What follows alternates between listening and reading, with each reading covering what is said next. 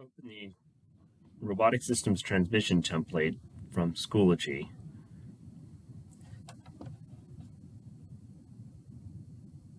Then copy the workspace and rename it your version.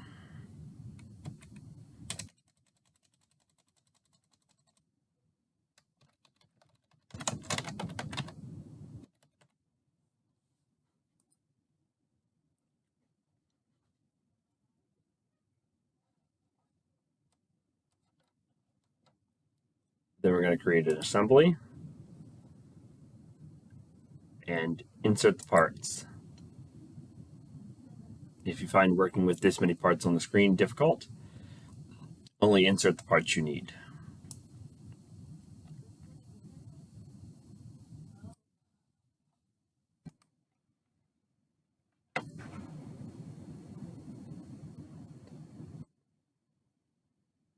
I'm going to insert, there's two different transmission plate options, the larger 4-slot option and the smaller 3-slot option. I'm going to try doing my activity with the 3-slot option today to see if it all fits on the plate. So I'll insert 2 of those sides.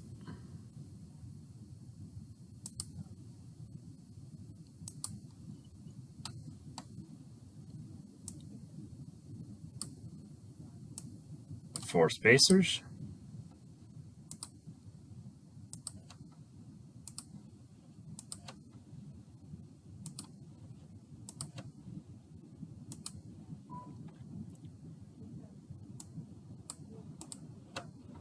Eight of the bearing blocks.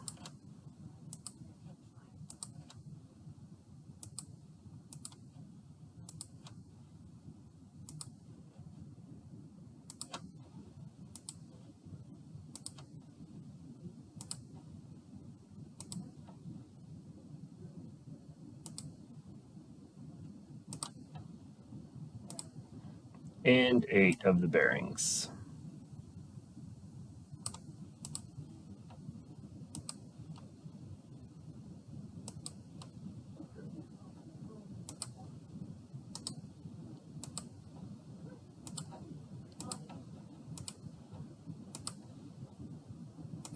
You can also, once you bring one item in, you can use the duplicate command and copy it.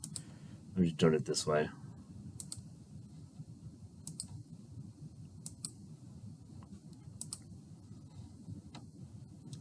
Then we're going to assemble the bearings to the bearing spacers using the Revolute mate. These particular spacers don't have recesses on one side, but the ones we'll use in class will have recesses. And so it will matter which way you assemble it.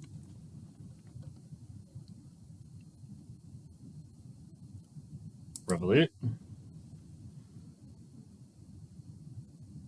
And as long as you get the bearing in the spacer, it should work all right.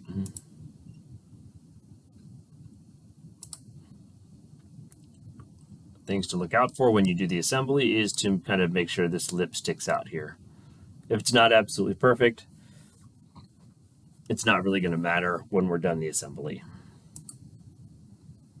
So we'll do that 7 more times to assemble all the spacers and the bearings and the bearing blocks.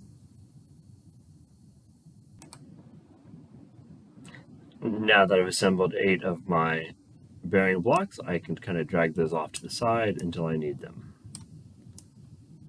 I like to keep the middle of my screen clear so that I can work a little bit more easily when I orbit and rotate things.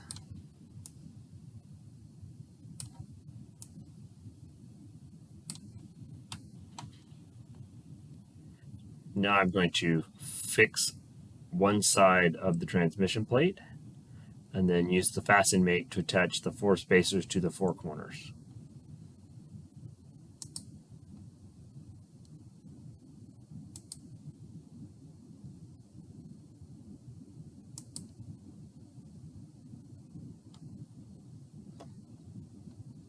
Some of the transmission plates have a countersunk recess on the back.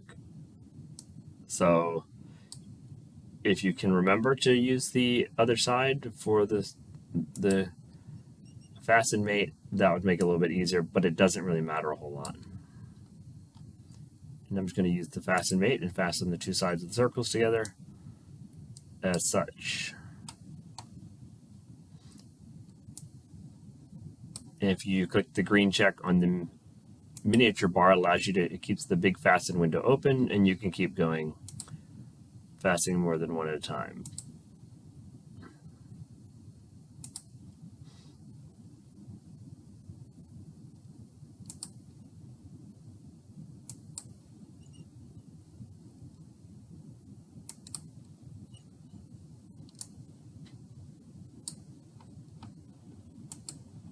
It really doesn't matter which side of the spacer you choose.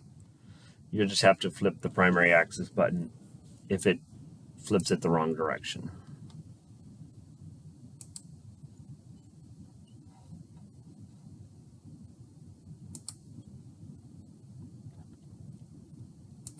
So if you need to flip the direction, you can flip the primary axis.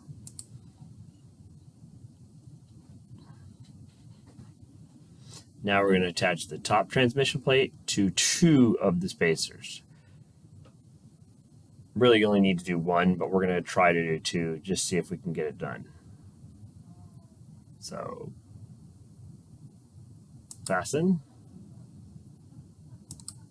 One, and here's where it helps to pay attention to which corner that would go to, so that the slots all line up correctly. So that would go to this one here on the bottom corner. But I'd want to flip the primary axis so that it spins it around. If you need to, click Solve or use Tab to look at it temporarily in space. And that looks like that will work okay. Now this still has some degree of freedom because of the way it works. I'm going to spin it around and try and grab the opposite corner and see if I can mate that as well. If your computer tells you it doesn't work,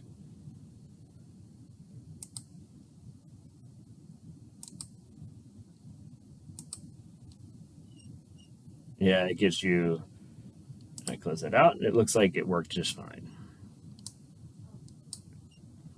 All right, there you go. We've assembled the first part of our transmission plate, or transmission block. Now we're going to hide the front plate so we can work later. So once you've got it in place, you can just click the hide eyeball, and that way we can work behind it without it being in the way.